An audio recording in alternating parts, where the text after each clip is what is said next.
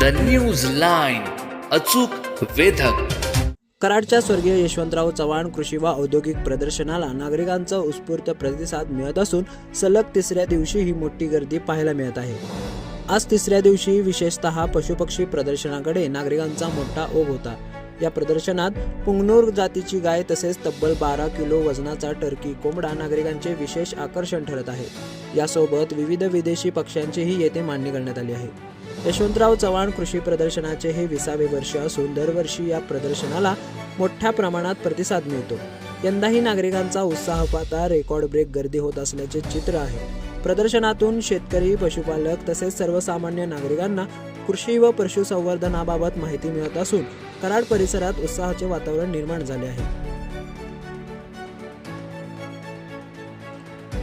The news लाईनसाठी Amol टकलेसह Suhas Kambe, माझं कराड. नाव सर्जेराव शामराव मोहिते, मुक्काम post बेलोडी Budruk, कालोडी बेलोडी म्हणतात ते. आणि ही पोगनूर जातीची गाय आहे.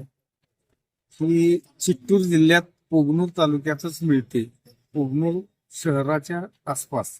तिथून मी आणली. मला खूप याची किंमत 11 लाख रुपये सांगितलेली होती, पण बार्गेनिंग करून मी 3 लाखाला हे आणली. जाण्या येण्याचा 8 दिवस राहण्याचा खर्च वेगळाच, पण बऱ्याच मोठ्या सेलिब्रिटीने ही गाय पाळली.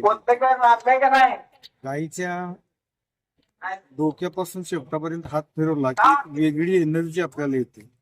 आणि मी ही गाय आणल्यापासून, आम्ही नवरा बायको दोघंच राहतो, व्यवसायाने शिक्षक होतो दोघंही, पण आम्हाला ही गाय आणल्यापासून कुठल्याही मानसिक किंवा कशाचं टेन्शन नाही.